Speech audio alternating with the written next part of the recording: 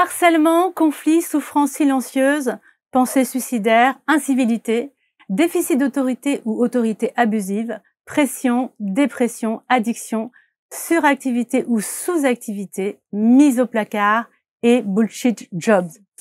Quand le travail fait mal, comment éviter de se brûler les ailes ou une fois brûlé, comment renaître de ses cendres? C'est le thème de notre émission aujourd'hui. Bienvenue dans les virtuoses de l'hypnose.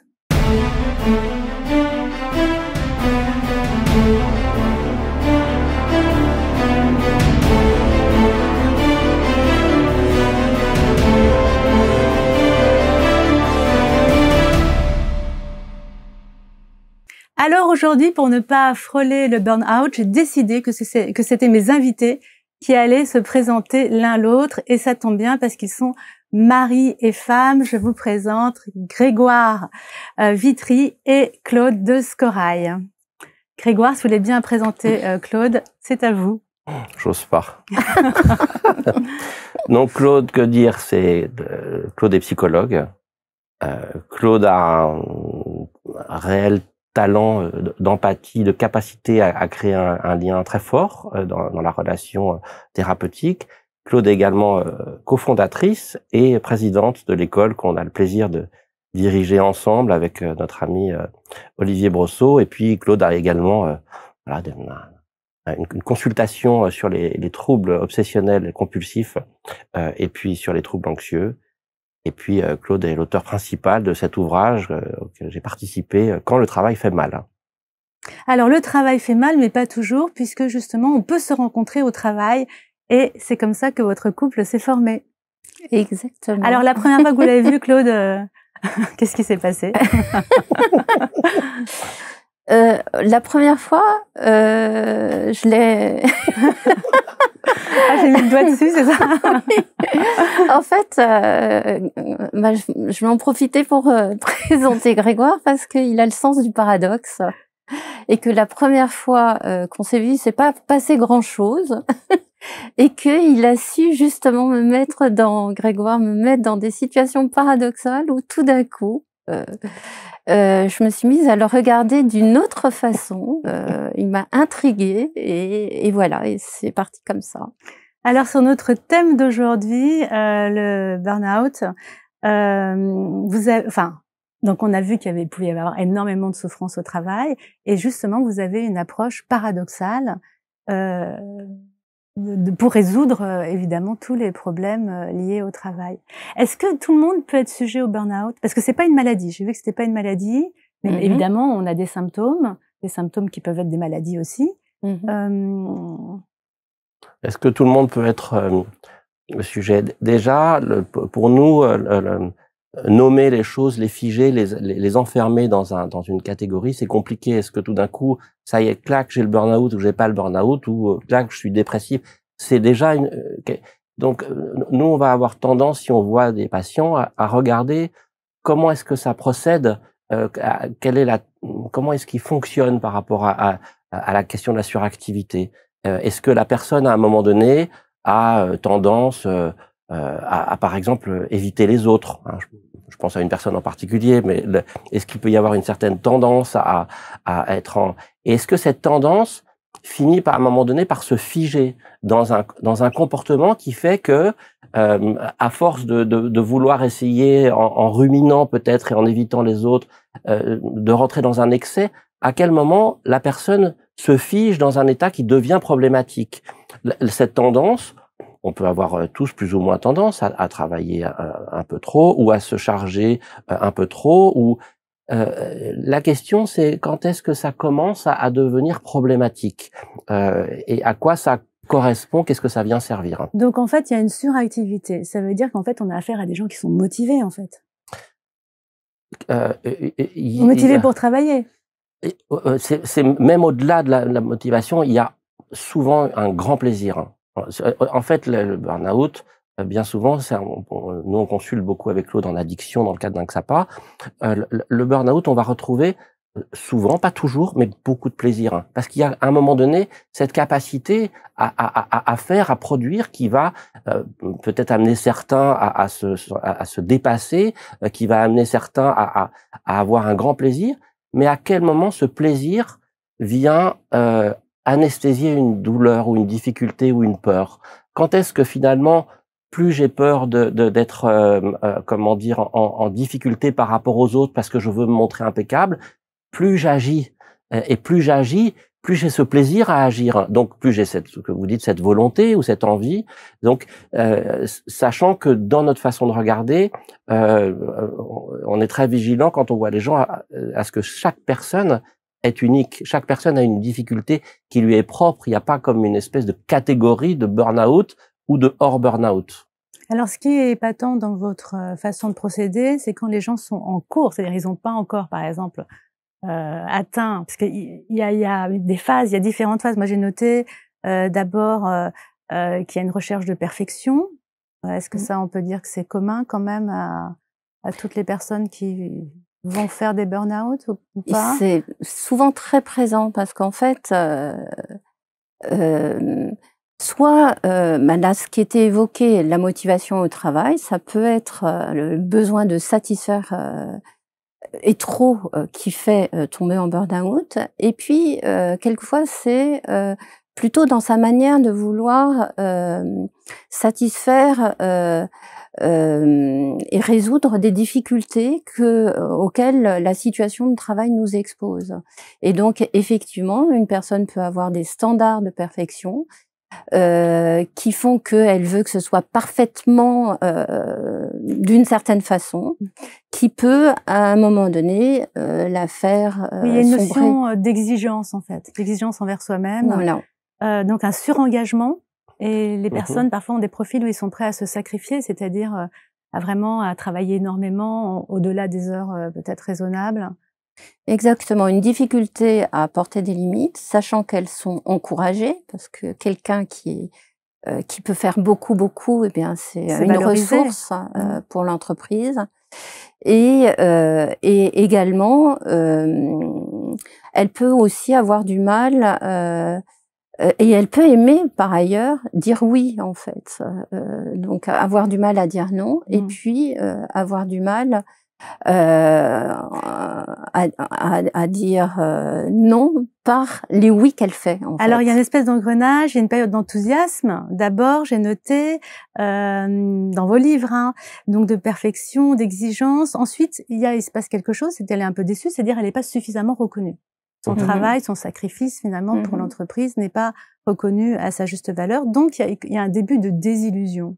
C'est ça, hein? Oui, il y a une de nos collègues qui s'appelle Sylvie Mas, qui est médecin, qui a fait une courbe qui maintenant est assez connue, qui s'appelle la courbe du burn-out, la courbe de Mas, qui montre qu'à un moment donné, il y a cette espèce d'enthousiasme, de suractivité et des signes avant-coureurs juste avant la chute. Et il y a ce moment tout d'un coup où la chute n'est pas visible. La personne peut à un moment donné se sentir comme dans une espèce parfois d'excès de confiance, par manque de confiance, si je peux dire ça comme ça, de besoin de se prouver. Et à un moment donné, il y a ces signes avant-coureurs où on va retrouver parfois de l'irritabilité et la désillusion qui peut commencer à arriver quand tout d'un coup la tension devient trop forte. Donc impatience, cynisme, isolement, et puis on peut commencer à avoir des douleurs, des troubles psychosomatiques. Et il y a un début d'une résignation par rapport à la situation. Et là, vous dites que c'est une phase clé, parce que quelque part, elle se rend compte qu'il y a quelque chose qui va pas. Et là, à ce moment-là, elle peut recevoir de l'aide de ses proches ou aller consulter. C'est comme s'il y avait une ouverture à un moment donné avant la chute. C'est ça. Alors, une possibilité de... Oui, et dans cette phase-là, il y a vraiment deux types de profils. Il y a les personnes qui, dans ce moment de résignation, il y a quelque chose d'assez insupportable à se voir perdre le contrôle. Et puis, pour d'autres, c'est plutôt le constat d'une incapacité à avoir du contrôle. Et donc, c'est ces deux aspects-là, en fait, dans cette phase de résignation. Ça peut être une résignation, on va dire, choisie presque, parce qu'on se sent en incapacité. Ou ça peut être c'est une incapacité malheureuse parce qu'on voudrait avoir du contrôle. Alors du coup, vous recevez les personnes et donc là, il y a un dialogue stratégique qui se met en place Et donc, on peut jouer ce dialogue stratégique pour justement ce premier cas de figure où le burn-out n'est pas n'a pas eu lieu. Et on peut à ce moment-là bifurquer grâce à ce dialogue stratégique. Donc, je fais la cliente, enfin la patiente. Bonjour madame. Bonjour madame. Alors, dites-moi Catherine, vous venez me consulter par rapport à un problème où vous diriez ce qui est en cause, c'est vous-même. Ça peut être vos émotions, vos standards de perfection qui sont mis à mal, et du coup un mal-être général. Ou vous diriez que ce qui vous amène me consulter, la responsabilité est plutôt chez les autres, dans l'entreprise. Ah bah oui, moi je suis qu'un pion sur l'échiquier et puis j'ai beaucoup donné pour mon travail et finalement j'ai peu de reconnaissance. Ok, et donc ce manque de reconnaissance, du coup, vous l'attribuez, vous êtes déçu par votre patron, par exemple, par vos collègues, par l'entreprise en général. Bon, alors j'invente. Oui, oui, c'est ça. Mon travail n'est pas reconnu. Je fais des choses, je travaille tard, je rends des dossiers impeccables et finalement, voilà, j'ai jamais un mot gentil en disant Catherine, c'est bien. Ok. Et donc, par rapport, donc, du coup, à ce manque de reconnaissance, d'un point de vue émotionnel, vous diriez que ça vous confronte, vous avez peur, en étant désillusionné, vous avez peur qu'il vous arrive quelque chose, de perdre votre travail, par exemple, ou de perdre la relation avec les autres, oui, ou parce vous que diriez... finalement, je suis pas... Ah oui, donc c'est le dialogue stratégique, voilà, donc on a toujours, c'est ça, voilà, toujours, deux options. Voilà, qu'on saisisse bien, où vous diriez que dans ce qui se passe à l'heure actuelle, ce que vous craignez le plus, c'est de perdre le contrôle. Alors j'ai peur pour mon emploi, effectivement, puisque je ne sais pas où j'en suis, où je me situe, et donc est-ce que je vais être reconduite ou pas. Ok, donc c'est plutôt cette peur-là qui vous anime. Du coup, en général, quand vous êtes face à une difficulté et que justement la peur s'anime en vous et que vous pouvez perdre quelque chose, en général, dans ces situations-là, qu'est-ce que vous avez tendance à faire? Est-ce que vous diriez que vous avez tendance à éviter les situations qui vous mettent mal, ou vous avez tendance à vouloir exercer un contrôle sur ces situations pour résoudre la difficulté qui se présente à vous, on va dire, et qui se représente à vous? Alors j'ai plutôt tendance à fuir le conflit ou à fuir... Je suis plus dans la fuite que dans le contrôle, parce que je me rends compte que je ne peux pas contrôler, donc je préfère fuir. Ok, donc vous vous sentez pas en capacité d'avoir du contrôle avec des personnes qui sont pas reconnaissantes. Là, si on reprend la situation, et quand du coup vous vous écartez de ces situations, vous allez constater le fait qu'on ne vous considère pas. Est-ce que vous diriez que là, vous apprenez à savoir comment faire pour obtenir cette reconnaissance, ou ça vous enfonce encore plus finalement? Eh bien là, je ne sais pas quoi répondre. Alors, option 1. Donc du coup, vous voyez, quand vous vous écartez, à ce moment-là, vous vous écartez et vous vous enfoncez dans le mal-être, ou quand vous vous écartez, vous allez réfléchir à la situation, vous diriez, vous cherchez une solution, ou en fait vous êtes comme quelqu'un de résigné, comme condamné, qui a vraiment, qui sait pas quoi faire en fait. Donc on peut dire j'ai cherché des solutions pendant longtemps et là je suis vraiment résignée. Ok. Et donc là vous êtes résignée. Et là, Catherine, comme dirait l'écrivain, la résignation est parfois un suicide au quotidien. Ah oui, c'est pour ça que je viens consulter. Ok. Donc là, ce que j'entends dans votre demande de consultation, c'est vous aimeriez que je vous aide à trouver un moyen, en fait, pour pouvoir obtenir de la considération de la part de votre patron ou de vos collègues, ou vous diriez qu'à ce stade-là, c'est foutu? J'aimerais bien de l'aide. Ok, donc en fait, vous souhaiteriez que je puisse vous aider à trouver un moyen d'obtenir de la considération. Bravo. Donc voilà, donc c'était la démonstration du dialogue stratégique, c'est ça? Où comme ça permet une analyse de savoir où en est la personne. Elle arrive avec un mal-être, un malaise, et donc en faisant cette discussion et en offrant plusieurs options, ça permet à chaque fois de mieux, oui, effectivement, de mieux comprendre ce qui est vraiment actif dans la difficulté. Et ça va nous permettre à la suite de ça de proposer, par exemple, de vous proposer effectivement, de vous donner des outils pour mieux faire avec la situation, puisque dans votre cas, vous dites, voilà, j'aimerais quand même être aidée, j'ai besoin d'être aidée parce que je n'arrive pas et je souffre de ne pas parvenir à être reconnue à ma juste valeur. Et donc ça, c'est justement quand le burn-out n'est pas encore avéré. Alors si j'avais dit, si j'avais pris l'autre option en disant, ah ben non, moi je suis complètement résignée. Okay. Donc là, ça aurait frôlé plus le... Alors, si vous m'aviez dit, c'est donc du coup, là, donc du coup, alors dans ce contexte-là, du coup, ça vous confronte aujourd'hui à quel genre de difficulté? Est-ce que la difficulté, c'est tout d'un coup, là, je suis trop mal et je dois faire le deuil, on va dire, de cette situation parce que je ne vois absolument aucune issue à ça.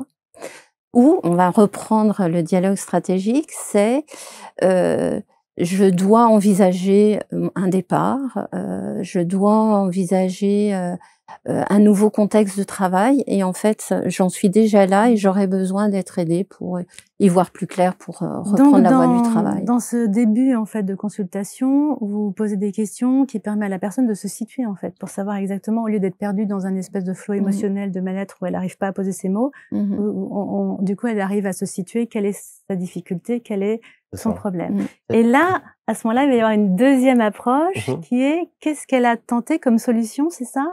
C'est ça, c'est-à-dire que déjà pour revenir un tout petit peu sur ce qu'a fait Claude, qui est quand même un chemin progressif, il faut quand même rendre hommage au travail de Giorgio Nardone, le professeur italien qui est vraiment issu de l'Université de Palo Alto, parce que c'est lui qui est également un grand philosophe qui s'est appuyé sur les sophistes, sans rentrer dans une grande conférence, sur le travail des sophistes, qui consiste à regarder, à questionner non pas s'il y a ça, d'où ça vient, mais à chaque fois comment ça fonctionne, comment ça évolue. Et évidemment, si Claude avait demandé, du coup, est-ce que vous diriez que vous êtes résigné? Mais c'est pas du tout la même chose que vous allez faire que si elle vous pose une question, est-ce que vous êtes résigné ou est-ce que vous êtes dans un moment, vous voyez, c'est beaucoup moins invasif dans le fait d'avoir à se prononcer sur des choses qui peuvent être parfois très difficiles.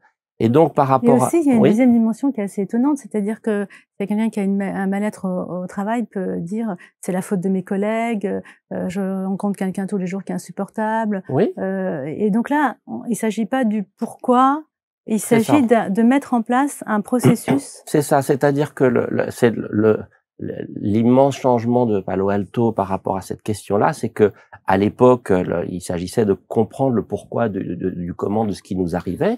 C'était vraiment, on était à l'époque de la psychanalyse. Et avec Palo Alto, il s'agit pas de mettre ça de côté.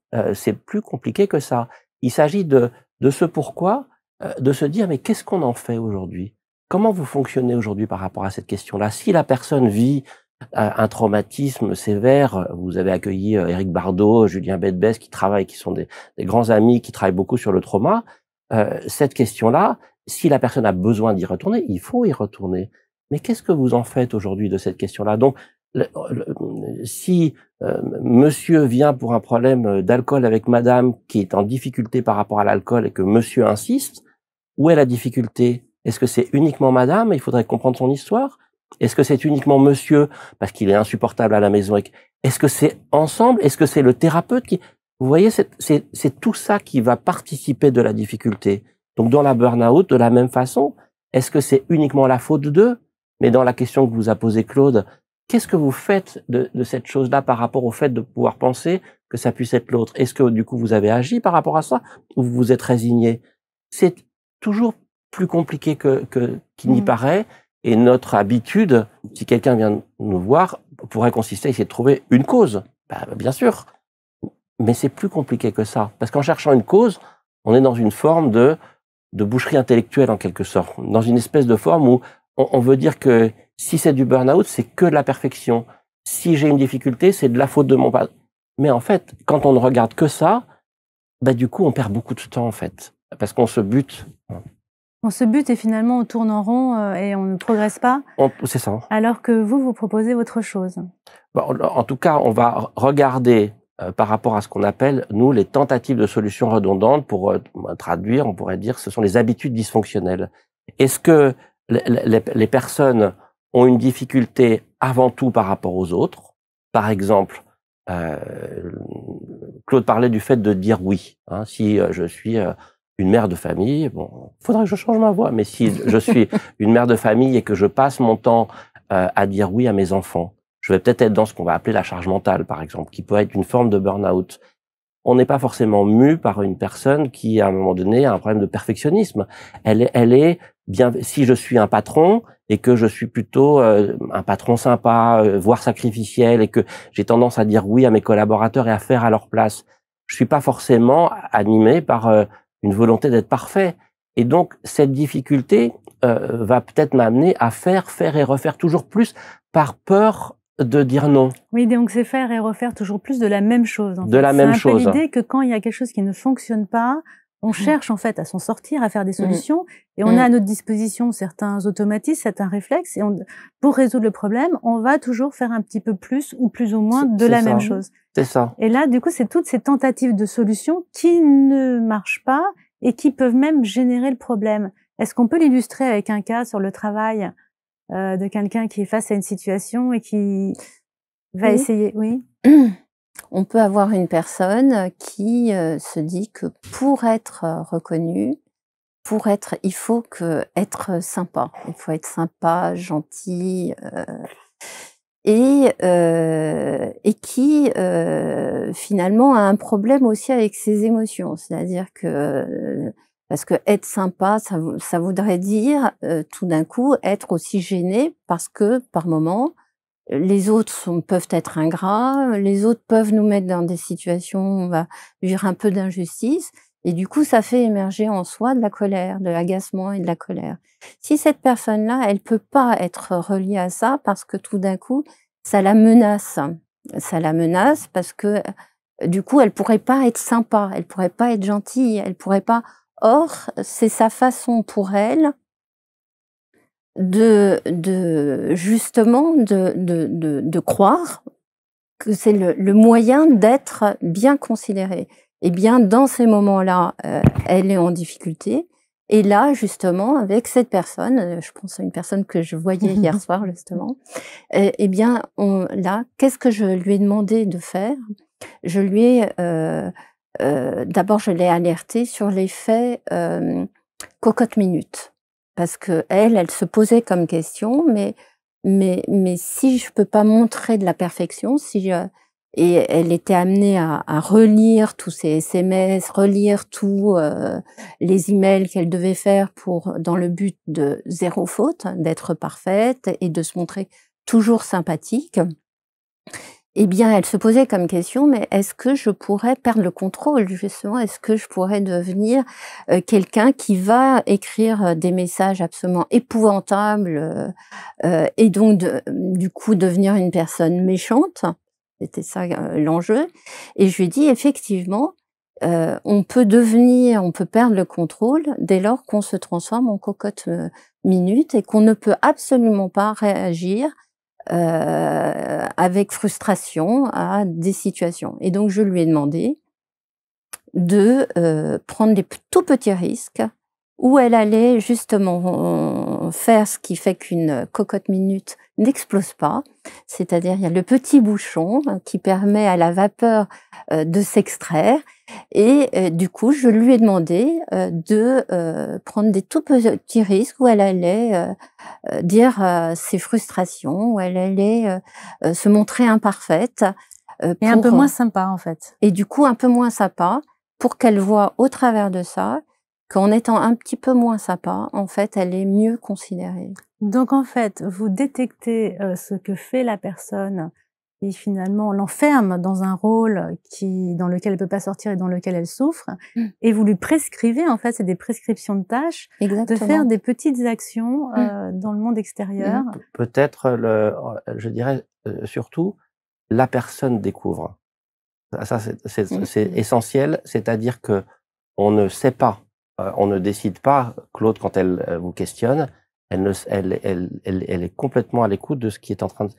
On ne sait pas, à la limite, on pourrait dire on co-découvre, mais en fait, la personne découvre. Et nous-mêmes, on est souvent saisis de ce qu'elle est en train de nous indiquer. Bon, là, c'était un jeu de rôle tout à l'heure, mais si vous êtes habité de cette situation-là, la personne, il y a quelque chose qui fait qu'à un moment donné, elle dit « Ah ben oui, tiens, ça c'est intéressant, c'est exactement ça ». Et à partir de ce moment-là, quand la situation devient précise, si la personne, du cas qu'indique Claude tout à l'heure, arrive avec une envie d'être sympa et que finalement, donc plus vous êtes sympa, moins finalement vous êtes respecté, le travail quasiment est fait. Et il y a la prescription, c'est comme la pomme qui est mûre sur l'arbre. Il y a pas besoin d'en rajouter.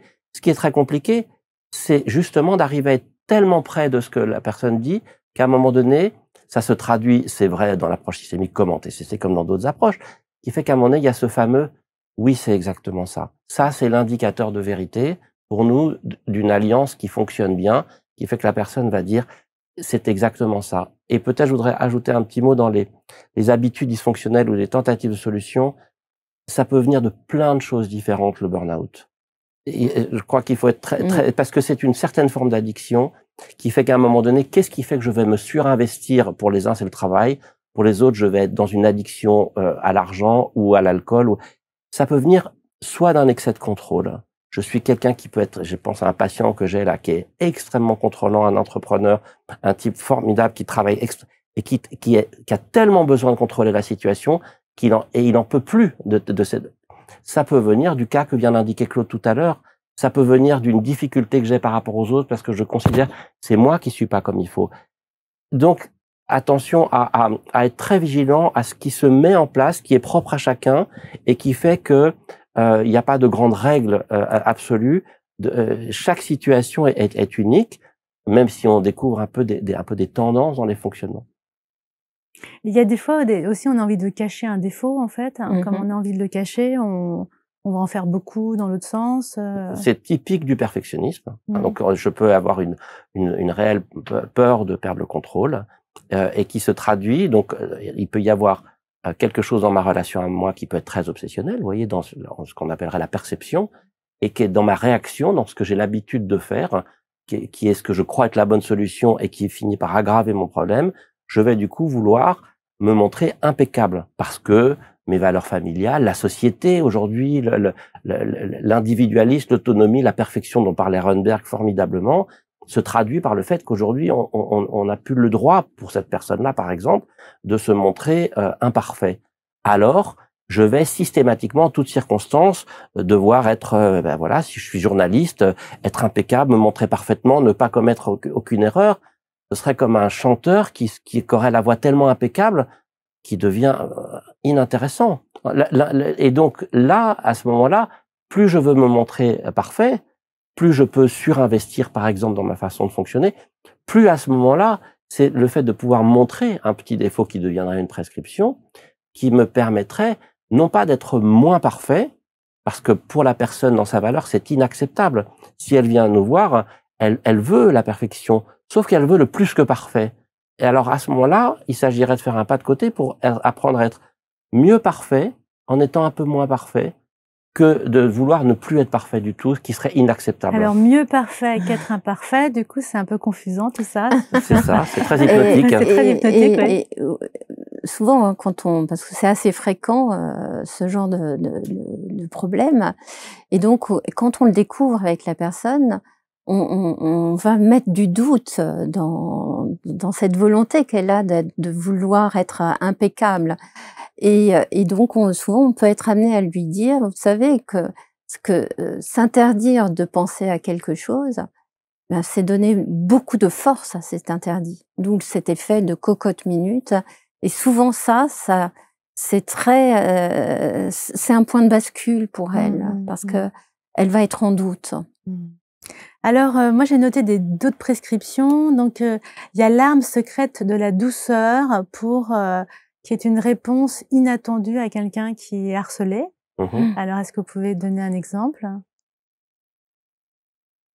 Alors, l'arme, donc, quand on est harcelé par quelqu'un, évidemment, c'est très difficile à vivre. Et souvent, on aimerait avoir effectivement une arme pour pouvoir reprendre du dessus. Parce que quand on est harcelé, hein, si je montre à l'écran, quand on est harcelé, il y a quelqu'un qui se conduit pas bien avec nous et on se sent diminué par cette personne. Et donc, l'arme de la douceur, c'est contre toute attente, c'est de se dire, vous allez faire quelque chose qui va paraître sympathique pour cette personne-là, que vous avez peut-être tendance à du coup à éviter, et comme vous pouvez pas l'attaquer comme ça, vous allez lui dire que ce qu'elle fait finalement, au lieu de vous diminuer, en fait, vous avez compris que ce qu'elle fait vous permet, grâce à ce qu'elle fait, d'être une meilleure professionnelle, d'être plus attentive, par exemple. Et cette arme que je vous donne, pourquoi c'est de la bienveillance? C'est pas parce qu'on va être sympathique, parce qu'elle le mérite, mais parce que c'est une arme. Et souvent, quand la personne d'abord se sent armée, on se sent plus fort dans une situation et on arrête d'éviter la relation. Moi, je veux bien un exemple. Donc, du coup, Grégoire, vous avez mal préparé l'émission, ce n'est pas possible, où sont vos notes? Ça ne va pas du tout. Donc, moi, je suis la victime de Catherine. Oui, absolument. Vous êtes martyrisé. Donc, vous voyez, dans ce qu'indique Claude, par exemple, supposons que notre relation dure depuis un moment et que vous soyez ma chef et que j'ai essayé à un moment donné de répondre parce que vous avez l'habitude. Et puis j'essaye de répondre, et quand j'essaye de répondre, comme vous êtes une manageuse extrêmement autoritaire, très ferme, voilà, moi j'ai un retour qui fait que ça ne marche pas du tout et que je me trouve terrorisé. Et donc je finis par ne plus répondre. Mais peut-être que j'aurais envie de répondre. Ma velléité est bien souvent ce qu'on retrouve dans la situation de harcèlement, envie de répondre. Et donc, si je vois Claude que je consulte et qui me dit, bah écoutez, effectivement, peut-être que si je réalisais que la souris avec le chat il est cruel. Hein, vous êtes cruel, par exemple, avec moi, c'est ce que je pense. Absolument. Hein. Donc je me trouve extrêmement dans une situation où je me dis c'est injuste, Catherine, elle est terrible, elle est cruelle. Si je réalisais, par exemple, que le chat qui est très cruel avec la souris et qui lui court après, que la souris, si à un moment donné, elle savait se mettre complètement sur le dos, les quatre fers en l'air, le chat, ça l'intéresse plus. Alors peut-être que je pourrais, dans ces conditions, me dire, ah bah tiens, voilà peut-être une arme qui serait intéressante et que je pourrais vous dire, si je consulte Claude, effectivement, Catherine, merci de ce que vous me dites.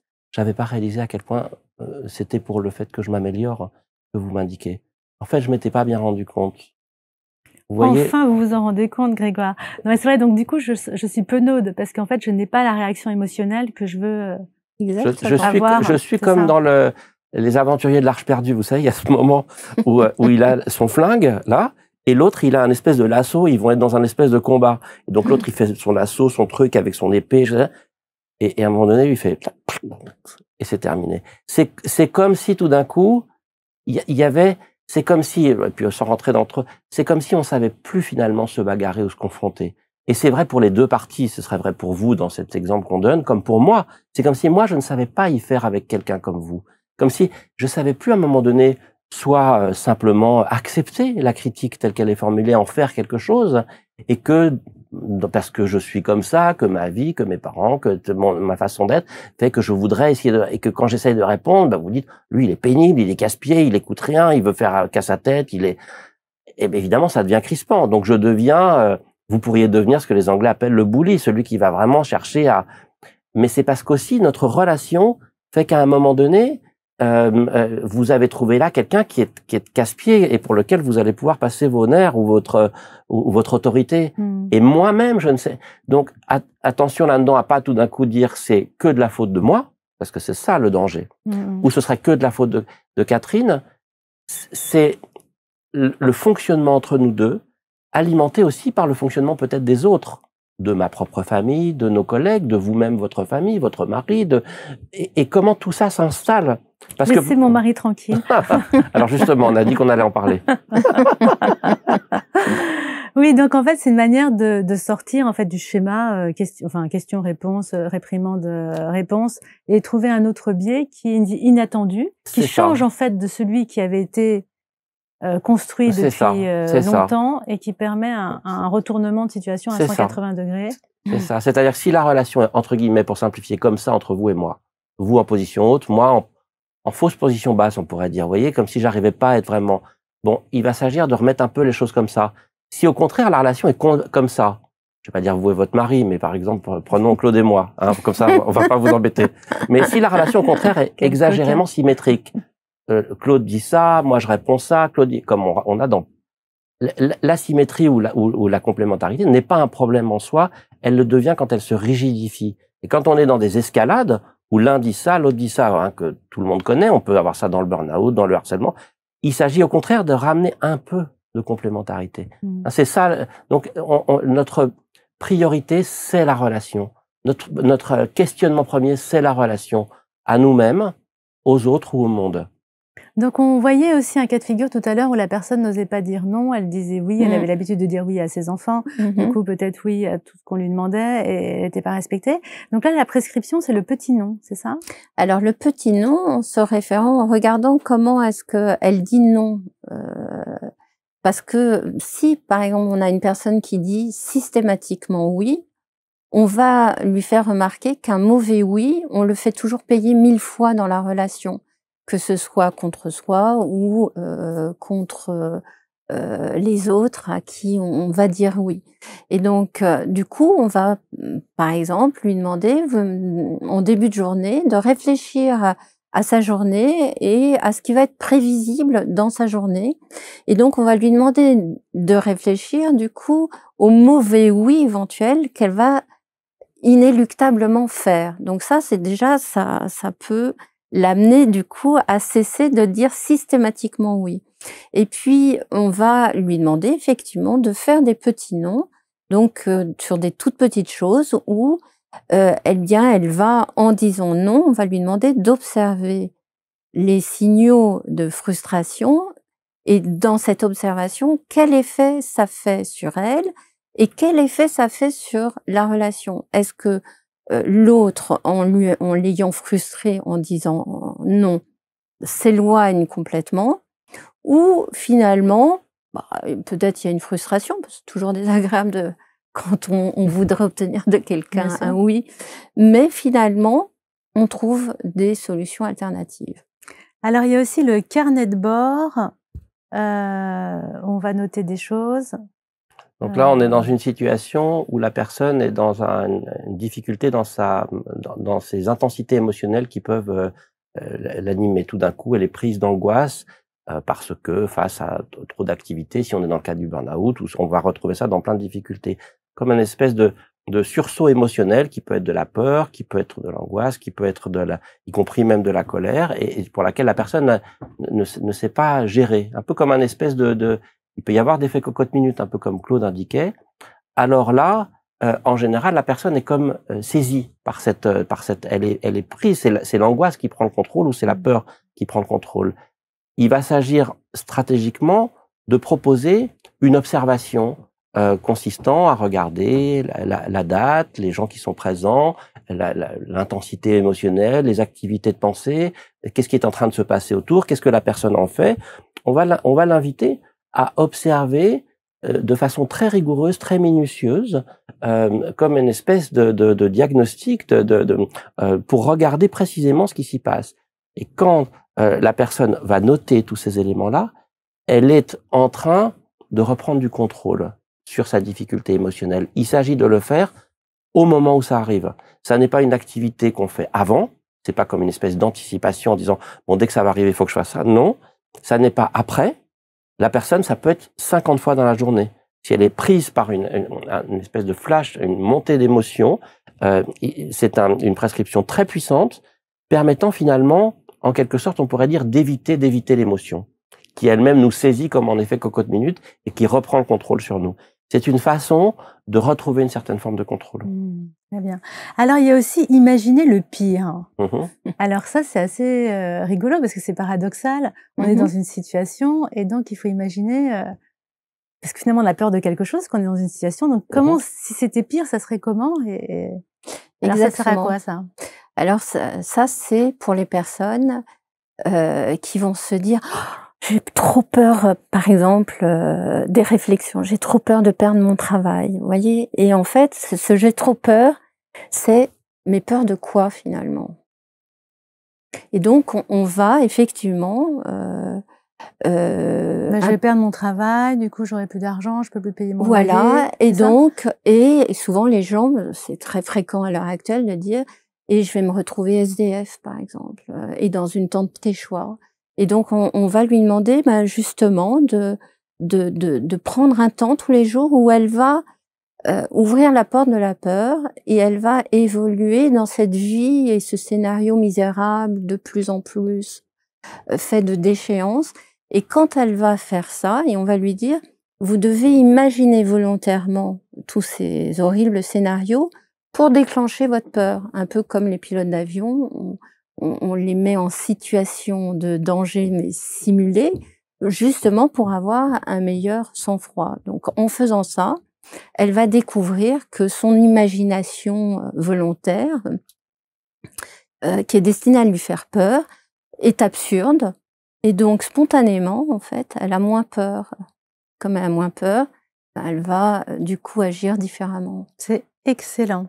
Alors, il y a aussi le roman du désastre. Donc là, je cite un peu vos travaux, parce qu'en fait, dans votre école là, vous enseignez ça, en fait, cette façon de procéder, ce dialogue stratégique, et puis, justement, les solutions. Enfin, les tentatives, l'examen des tentatives de solution des personnes, qui en général aggrave le problème, et puis ce que vous proposez comme exercice. Donc vous avez toute la liste qui est bien expliquée. Donc là, c'est le roman du désastre. Qu'est-ce que c'est que ce roman du désastre? Quand on est sur une personne qui, à un moment donné, a vécu une histoire, par exemple, traumatique, dans laquelle elle arrive à un moment où tout d'un coup, elle considère que sa vie est un désastre. Cette histoire traumatique, bien souvent, peut la hanter, l'animer, être très obsessionnel en se flagellant ou en culpabilisant beaucoup de tout ce qu'elle a vécu, qui peut être une succession dans les événements traumatiques. Il peut y avoir un moment qui fige, mais il peut y avoir toute une vie faite de situations désastreuses qui s'accumulent les unes derrière les autres. Alors, l'habitude dysfonctionnelle, la tentative de solution pourrait consister souvent à se dire « je voudrais que ça n'existe plus tout ça ». Une certaine forme d'évitement, vous voyez, de ce qui est arrivé.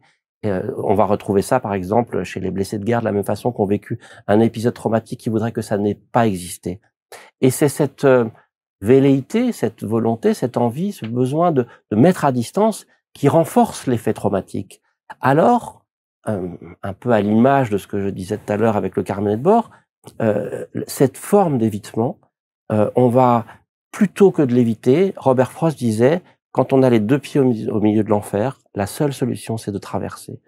On va l'inviter à faire son roman du désastre, à pouvoir remonter à hauteur de ce qui est possible au moment où elle nous indique les choses, en disant, est-ce que du coup, il serait possible pour vous de nous indiquer ce que vous avez vécu, qui a été désastreux, et de nous faire état de tout ce qui... mais pas comme un exercice intellectuel pour comprendre, mais comme un exutoire émotionnel. Plus je cherche à éviter ces pensées, plus je cherche à éviter cette émotion qui me fige, qui me terrorise, plus ça m'habite dans mon corps. Alors, il s'agit, comme le travail avec la douleur, de pouvoir l'accepter, ce que les gens qui font de l'hypnose formelle connaissent très bien, de faire avec plutôt que de faire contre, de vivre avec, de laisser sortir cette douleur qui peut aller jusqu'à une résignation profonde, jusqu'à une profonde dépression. Et c'est important parce que c'est vraiment dans ce que dit Grégoire, cette volonté de vouloir effacer ce qui a été. Or, on peut pas effacer ce qui a été. On peut, et la blessure, elle est là-dedans en fait. Elle est dans l'événement ou dans les événements, et elle ne cicatrise pas parce que justement, on voudrait effacer. Or, pour cicatriser, parce que il faut justement aller regarder la blessure et grâce à ce roman du désastre, aller du coup désinfecter, revenir dessus comme un soin, donc un soin douloureux certes, mais qui va permettre la cicatrisation. Mmh. Donc en fait, dans tous vos systèmes thérapeutiques, ce qui est assez étonnant et ce que vous avez fait, Grégoire Vitry, c'est des études approfondies sur les résultats en fait. C'est ça. Donc, sans rentrer dans trop d'informations théoriques, moi, je suis docteur et chercheur en psychologie, et on a un réseau avec Claude, moi, et une trentaine de psychologues, médecins, thérapeutes francophones, et c'est devenu ce qu'on appelle un réseau de pratique et de recherche. Pourquoi c'est important pour les gens qui se forment ou pour les gens qui viennent consulter? C'est parce que les praticiens qui font partie de ce réseau apprennent à mieux travailler leur pratique grâce aux travaux de recherche. Donc, par exemple, de façon très concrète, si vous êtes patient et que vous venez consulter des gens qui sont dans ce réseau, on va regarder où en est l'alliance thérapeutique. Est-ce que je me suis bien senti écouté dans cette séance? Est-ce qu'on a travaillé les objectifs qui sont importants? On va s'interroger sur est-ce que la problématique pour laquelle je suis venu, par exemple de burn-out, s'est résolue ou pas? Et on va l'interroger à chaque séance. C'est devenu même une échelle dite validée scientifiquement. C'est un travail très compliqué à obtenir, que nous avons obtenu, et qui fait qu'on a maintenant une échelle dans laquelle, quand les patients viennent nous voir, on n'est pas juste en train de parler, ça passe par le langage, bien sûr, le changement, mais on s'interroge sur qu'est-ce qui fait véritablement qu'on peut dire que ça fonctionne. Et ça, c'est très important pour les patients. Parce que les patients, ça crée de l'espoir thérapeutique, et on sait que l'espoir thérapeutique fait partie de la réussite dans toutes les formes de thérapie. Et donc, ça nous a permis, cette façon de fonctionner, d'avoir plus de 3500 situations qui ont été observées, qui est énorme en fait, dans ce réseau dit de pratiques de recherche. Il n'y en a que 15 comme ça au monde. C'est le seul réseau systémique de pratiques de recherche. Et ça nous a permis, pour les résultats, de dire que toutes les situations qui sont vues dans l'approche systémique stratégique sont en moyenne efficaces à 80%. Ça veut dire que les problèmes sont améliorés ou résolus dans 80% des cas. Et surtout, ce qui est très important, c'est que c'est en moins de 6 mois et moins de 6 séances. On sait que toutes les approches thérapeutiques, dès lors qu'elles sont bien menées, sont efficaces. Ce qu'on sait très peu, c'est si c'est efficace rapidement. Et nous, on a su mesurer que ça, non seulement quand on voit un thérapeute systémique stratégique, pour ceux qui se forment, ils apprennent une approche qui leur permet d'agir de façon efficace, mais surtout rapidement. Et ça, c'est très important parce qu'aujourd'hui, il y a très peu de données sur cet aspect-là. Donc bravo effectivement pour cette étude. Et Claude, dans ce dialogue stratégique dont on a parlé tout à l'heure, puisque c'était dans un cadre pas encore de burn-out avéré, qu'est-ce qui se passe si je viens vous voir et là par contre ça va vraiment pas du tout, je suis en arrêt de travail, je veux plus remettre les pieds là-bas, je suis démotivée et je vous rencontre. Alors, qu'est-ce qui se passe? D'abord, il faut se remettre. Il faut faire en sorte de pouvoir aborder une convalescence. Et ce que je vais voir avec vous, c'est que pour envisager la convalescence, c'est d'abord de rappeler que la convalescence réelle, elle se fera dans le retour au travail. Que ce soit dans ce lieu de travail, peut-être que vous allez me dire non, moi je veux absolument pas retourner là, mais ok, mais du coup on va regarder le problème, qui est du coup du temps d'avant, et puisqu'il y aura un temps après, que ce soit dans une autre entreprise, mais on va regarder justement tout ce jeu interactionnel finalement qui a contribué au fait de tomber, parce que même si on peut dire des choses contre l'entreprise, contre les relations, on va dire avec les autres, le manque de reconnaissance, ou contre soi, c'est jamais que soi, que les autres, etc. Et donc du coup, dans ce retour au travail, on va dire finalement qu'est-ce qui doit être reconstruit, comment renaître pour ne pas faire comme avant, mais pour pouvoir construire un après où finalement, eh bien peut-être je vais être un petit peu moins perfectionniste du coup, je vais devoir apprendre, peut-être que je vais devoir apprendre à gérer des personnes qui sont pas très coopératives, voire même un peu trop dominatrices. Peut-être que je vais devoir apprendre à satisfaire d'une manière différente mes besoins, mon goût pour le travail, mon goût pour apprendre du coup à poser des limites. Donc c'est ça qu'on va regarder ensemble. Donc c'est quoi en fait finalement la bonne attitude au travail? Parce que finalement quand on va travailler, on a l'impression qu'il faut pas être trop motivé parce que sinon on peut se investir et ça peut être dangereux. Donc finalement, il faut avoir une certaine distance. Comment ça se passe en fait? Ben, en fait, plus on peut regarder ce qui se passe, on va dire, il y a rien. D'abord, rien n'est jamais parfait. Je dirais que c'est la première chose à admettre, même si c'est parfois pénible de l'admettre. Hein, la nature est imparfaite par essence, et donc ça va être de regarder. Mais est-ce que à certains moments et dans certaines configurations, dans certains contextes, il y a quelque chose qui se rigidifie?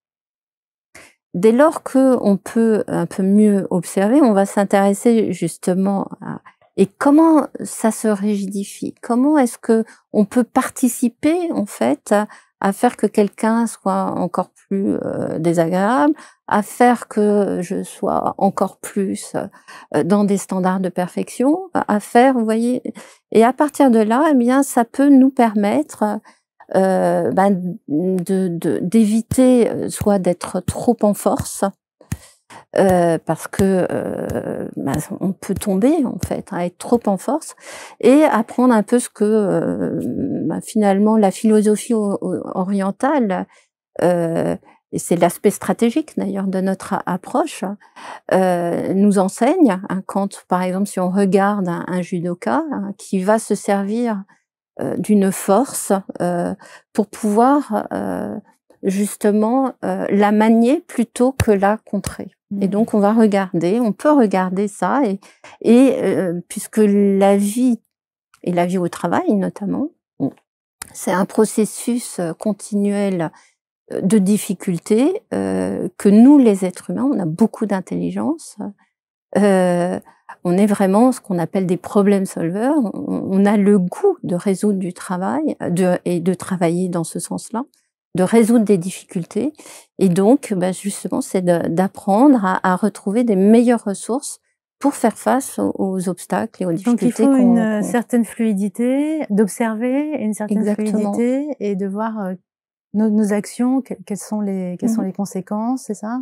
Parce que observer, en fait, c'est agir avec ce qui est, avec soi, avec les autres, et puis avec les données du contexte, ses ressources, ses contraintes, ses évolutions.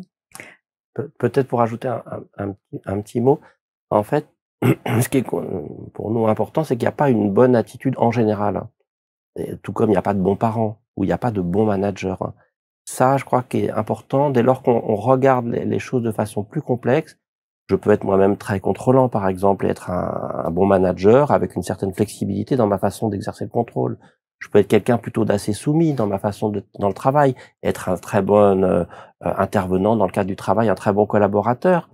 Il n'y a pas, c'est ça qui est compliqué dans la question de la santé au travail, c'est qu'il n'y a pas une bonne façon d'être, tout comme il n'y a pas il y a des tendances, on peut avoir une certaine tendance à l'autorité, au contraire une certaine tendance à se sacrifier, à être sympathique, une certaine tendance à fonctionner de telle ou telle façon. À quel moment ça se rigidifie, comme disait Claude, à quel moment justement on peut retrouver un peu de flexibilité. Et vous utilisez beaucoup les métaphores. Donc, on a parlé qu'est-ce que vous pouvez nous dire comme métaphores qui parfois permettent d'illustrer ce qu'on ressent et nous donnent surtout une voix, en fait, une nouvelle idée de fonctionner autrement? Je sais pas, si je pense à un patient là que j'ai eu il y a très peu de temps, c'est un patient qui se met la rate au bouillon et quand il fait quelque chose, il doit être tout là-haut, en haut de la montagne. Et donc, il me dit: «Ah ben voilà, là je sais que je dois aller là» et dans sa vie, à plusieurs reprises, il vit ça, il essaye et à un moment donné, il s'épuise complètement. Mais donc je lui demande: «Mais est-ce que vous savez du coup, par quel chemin il faut passer pour aller en haut de cette montagne? Est-ce que vous savez comment les montagnards qui veulent gravir, le Mont Blanc vont faire?» Il me dit: «Ah bah oui, ils prennent le camp, ensuite ils prennent le camp d'avant, ils prennent le camp d'avant». Et donc je lui ai demandé, bah, donc si là c'est 0 et puis que là c'est 10, quelle est l'étape numéro 1, la 2, la 3? Et puis on a regardé ensemble et puis, il a pu ensuite y réfléchir en se disant que atteindre le sommet, c'est d'abord, comme disent les Chinois, gravir la première marche avant d'atteindre la 5e marche, par exemple. Mmh. Puis je pense à un autre patient qui, lui, est plutôt un patient qui est face à comment dire, aux enjeux, est dans un contrôle, j'en parlais brièvement tout à l'heure, est dans un contrôle très très fort, une volonté vraiment de maîtriser, de contrôler. Et pour lui, il vit dans une espèce de réalité où tout d'un coup, ils fonce tête baissée comme des œillères, quoi. Et donc, bah, je lui dis voilà, vous êtes un peu comme une personne qui, face à la difficulté, vous êtes dans une voiture, vous conduisez très vite, la route est verglacée, et vous vous dites il faut foncer, et puis il faut surtout que les autres puissent s'exécuter exactement comme vous le souhaitez. Et au moment où le tournant arrive, poum, est-ce qu'il serait possible à un moment donné d'ouvrir un petit peu plus et de regarder les signaux avant-coureurs qui pourraient indiquer que là, votre corps commence à vous montrer, parce que il m'indique que son corps commence à montrer des difficultés pour le sommeil, de l'irritabilité. Alors, du coup, je lui demande, mais est-ce que vous savez ce qui se passe avec les tsunamis? Putain, on était à l'écran, justement, c'est quelqu'un qui est loin. Je lui dis, voyez, le tsunami qui arrive, et il a lui-même vécu le tsunami. Et je lui dis, vous savez, il y a ces petites vaguelettes avant-coureurs. Elle me dit, ah oui, bien sûr, moi je l'ai vécu. Est-ce que vous savez observer, du coup, les signaux de votre corps, les signaux de votre entourage? Est-ce que vous savez regarder les indicateurs vous montrant qu'à un moment donné, votre corps est en train de réagir? Voilà une autre façon de pouvoir utiliser les métaphores pour être dans une meilleure observation de ce qui se passe et être moins perdu face à la difficulté. Mmh. Il y a aussi ce fameux nageur qui cherche à atteindre l'horizon, donc il n'y arrive jamais. Là, c'est pour les personnes qui sont pour très les gens qui sont très perfectionnistes, typiquement, Mmh. c'est une image très classique. Tu veux Oui, bah, il y a effectivement, c'est classique d'interroger la personne sur, on dirait que vous êtes en train de nager vers l'horizon, en fait. Mmh. Alors, Donc ça s'arrête jamais, quoi. Et donc, du coup, On quel est le s'épuise. risque? Mmh. Voilà, à nager. Et puis, j'aime beaucoup sur le perfectionnisme la remarque de Saint-Exupéry qui dit que la perfection consiste plus à retirer qu'à ajouter. C'est joli. Eh bien, c'est la fin de notre émission. Alors, j'espère que les personnes qui nous ont écoutés, eh bien, ont quelques clés pour dire, bah voilà, si ça se passe mal au boulot, on peut réfléchir, on peut poser des questions, on peut se poser, comprendre, observer, retrouver une fluidité dans les relations avec soi-même, avec les autres, avec le monde, et puis avec vos livres que je vous laisse citer. Le premier concernant le travail, c'est Quand le travail fait mal. D'ailleurs, c'est notre premier livre. Ensuite, il y a un ouvrage sur les stratégies de changement. C'est 16 prescriptions thérapeutiques publiées aux éditions RS où on décrypte 16 grandes stratégies. On en a évoqué déjà quelques-unes ici, d'où elles viennent, leur histoire, comment elles fonctionnent, dans quel type de problématiques on les retrouve. Et puis, on les cite par rapport à la littérature. Et puis, 2 autres ouvrages sur l'addiction qu'on vient de publier. Et bientôt un livre chez Duno. Et bientôt un livre chez Duno. Alors, un livre, quand même, il faut en dire un tout petit mot, qu'on a fait grâce à une rencontre avec François Julien. C'était tout à fait extraordinaire, où on est 5 intervenants à avoir écrit à partir de sa pensée une rencontre entre philosophie et systémie sur le sujet de l'addiction. C'est un petit ouvrage qui s'appelle Sortir de l'addiction, point d'interrogation. Et puis un collectif qui s'appelle Comprendre et soigner l'addiction avec des approches systémiques. C'est tout à fait unique. C'est un ouvrage d'ailleurs qui il fonctionne très très bien parce qu'il y a, dans le champ de l'addiction, il y a eu beaucoup de travail, il y a beaucoup de gens formidables qui travaillent sur l'addiction, mais très peu d'écrits et de formations dans le domaine de la systémie. Or, la systémie montre également à travers nos travaux des très bons résultats dans l'addiction en termes de rapidité. Et puis, oui, et un dernier ouvrage, il va être publié là, enfin 2 ouvrages, un à la fin de l'année qui s'appelle Vous n'arrêtez pas, mais vous frôlez le burn-out alors peut-être, non? Il y a aussi notre site, hein, il y a beaucoup de vidéos, hein, il y a l'ouvrage là qui va sortir, et beaucoup de vidéos, et souvent les gens qui viennent nous consulter, souvent ont regardé, ça leur a parlé, je pense qu'il y a beaucoup de choses à découvrir. Toutes les infos de toute façon se trouvent juste en dessous de l'émission. Donc merci à vous. Merci Castalia. C'est la fin de l'émission, vous allez pouvoir souffler, vous reposer. Merci. Et tout s'est bien passé. Merci à vous qui nous écoutez. Merci de vous abonner à ABC Talk TV si ce n'est pas encore fait. Je suis aux couleurs de la chaîne, je suis aux couleurs du logo et j'en suis très heureuse. À bientôt dans les Virtuoses de l'hypnose.